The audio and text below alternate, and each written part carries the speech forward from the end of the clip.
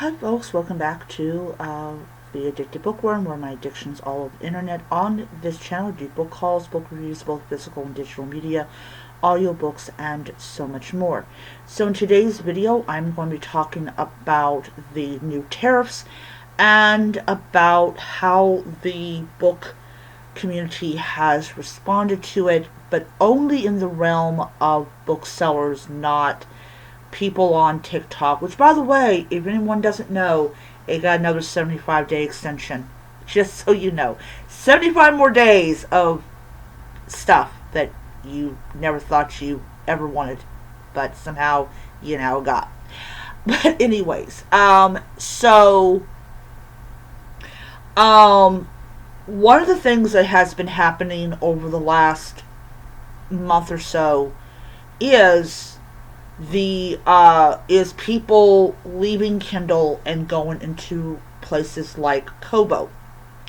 Now, if you are late to the game, you probably don't know, but Kobo, the company that makes Kobos, raised the prices of their ebook readers. Pocketbook, same thing. Books, same thing. Raise the prices of their e-readers. The only companies that have not raised the prices of their e-readers is Amazon and Barnes & Noble. There is no plans to raise the cost of their e-book readers. No. So if you are looking at a Kobo and you're seeing that it is expensive to buy it, it's because of the tariffs. Now, why is it that Barnes & Noble and Amazon don't have to raise the prices of their e-readers? Mainly because they've got enough backstock. People are not jumping on the e-reader bandwagon. Now, that might change as we continue on. Now, Trump instituted a global tariff. Different tariff numbers for different countries, including the penguins. I am not joking. I don't joke about this. Penguins have gotten their land hit with a tariff. I don't understand. I have not told my brother this. My brother will probably get a kick out of it, because I certainly am. So what does these tariffs mean for digital books? Not digital books, sorry, physical books. What that means for physical books is that you are going to start seeing a sticker shock when you go to the bookstore. Now, if I go to the bookstore with my Barnes & Noble membership card, I will still save money on what I am buying. Barnes & Noble, they, especially if you order it online, you notice it, but they actually knock the price down between 50 to 60 cents, maybe 70 cents, maybe $1. And I think that might continue to happen, because if you're knocking down the price of a book to where it is affordable, that person is more inclined to come back and spend more money. So for people that want to go into Kobo, I don't really think this will be a good time to do it, because they're jacking up their e-readers. Some companies have marked it up to $80 more. So that $149 e-reader is probably close to about $200. But if you go onto Amazon, you type in Nook, you type in their newest non-tablet e-reader, you will see $149, which is about $50 cheaper than Barnes & Noble. or you get a refurbished one for $30 or $40 or even up to $70.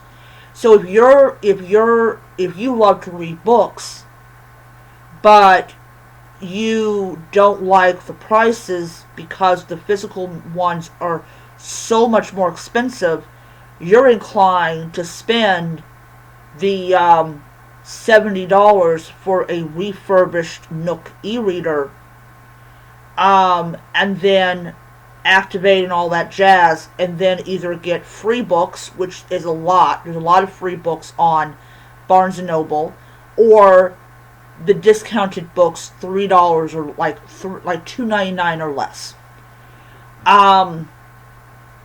So yeah, and the independent bookseller was like concerned because what this is going to do is it's going to push people into the digital market. They're going to buy digital e-readers.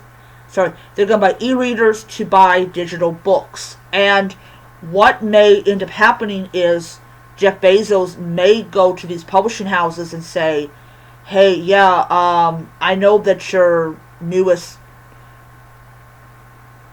Madame Solar," just a fake name, book is not selling as much as her previous book is because of the prices. How about we lower the digital price of the book so that it'll sell? And these publishing houses, if they start seeing that massive amounts of people are buying the digital copy of Madame Sawyer's Trampology book, they're going to say, okay, digital books are cheaper, are going to be priced lower than physical books, and you're going to have more and more people that are going to be looking at the deal. Oh, digital books are a heck of a lot cheaper than physical books, so But I think it will have a devastating effect on Canadians, publishing companies or publishing houses, because it isn't that, oh, they print it in whatever, and it's not like beer and bread and eggs and stuff that you can grow and produce naturally in Canada. You have to rely on the United States to produce the product that you sell in your shop. Meanwhile, Amazon can go to these publishing houses, get a sweetheart deal on digital books, and sell the digital books for dirt cheap and get the author more revenue. So yeah, I think that's a fear that booksellers have, and that is, I understand where that fear is coming from. But I would rather spend $3.99 for a Grady Hendrix book digitally than to pay $25 for a physical copy of the same book. I think what also might happen is you're going to have more people subscribing to Kindle Unlimited because of the sheer number of books that you can read for free. Like yesterday, I bought The Strange Case of Dr. Jekyll and Mr. Hyde and Other Horror Stories for $1. $1.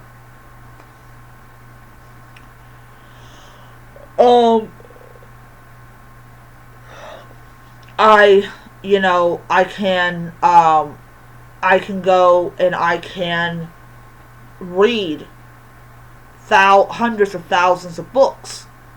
But if you go and you want to get away from Amazon, this is just not the good time to do it. We'll take that. If you want to go and get away from Amazon, go with Barnes & Noble, because you're not going to be hit with that $10 to $80 tariff thing.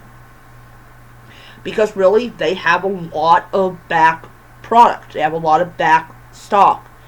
And so, if you have a lot of back stock, you've already paid for that item to be shipped to you. So now you just like, okay, let's set it for $150 and everything. So I think that Barnes & Noble and Amazon are going to be fine as far as the prices of their e-readers are concerned. Um, but I think that as we get closer and closer to when these companies start releasing their new products, I think that's when you're going to start seeing them having to pay the tariffs. That is if the tariffs are still there. If they're not there, then great. Um, but yeah. So, speaking of e-readers, everyone knows I love my Lenovo, my Nook Lenovo. I love that thing to death. I really do. The thing is literally connected to me at the hip because it's in my bag right now. But, and this is not in any kind of, like, I'm not bashing it, but I want to read just my books. I love my Lenovo Nook. I really do. I can watch my Grey's Anatomy on it. But I want to go and I want to just read my books and be a lot lighter than the Lenovo is. But I am still going to keep my Lenovo. I'm still going to use it for things like watching my TV shows and all that type of stuff. And so I'm going to use I'm buying a Barnes & Noble Nook Glow 9. And I am going to do the same thing I did, what I have been doing with my Kindle Color Soft. I'm going to do a 1 week, 2 week, 3 week, 1 month. I'm going to do 2 months, 3 months, 6 months, 9 months, and a year. I have picked out a case for it, and it has just cats. Lots of cats. Because I like my kitties. So that's what I'm going to do. I'm going to get that. And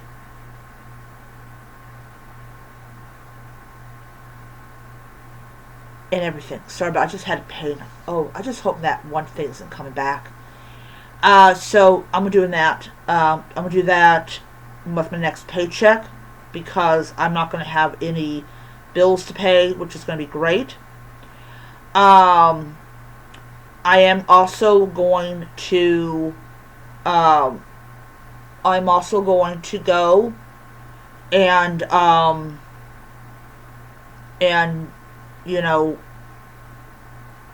do a couple things.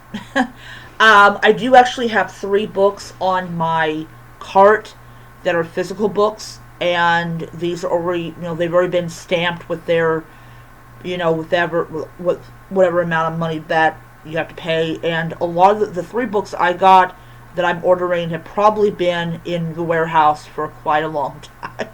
So, yeah, it's, you can't charge more than what you're paid for. Another thing I want to also add is that Waterstone has said they are no longer shipping their books over to the United States, and a lot of people are very upset about it. And I want to say this, y'all weren't talking about that stuff when Trump got elected. You were on and on about abortion rights and immigration. And while, yes, those things are important in some various shades, you were so hyped up about it that you were ignoring all the other shit that he's about ready to do. So no, I don't want to hear that you're shocked, because I can tell you weren't. You were not shocked. But yeah, so digital books are probably going to be lower, or to the back, they definitely are going to be lower than the physical copies and everything. So I am going to end it there, and I hope you guys enjoyed the video in some kind of way. Later on today, I will be uploading the review for the Boxcar Librarian. I totally forgot to do that. And also, I will be doing a review of the first Harry Potter book. I know it's an old series. It's an extremely old series. But I'm reading through it 1 book every month. So, yeah. So I will see you guys next time.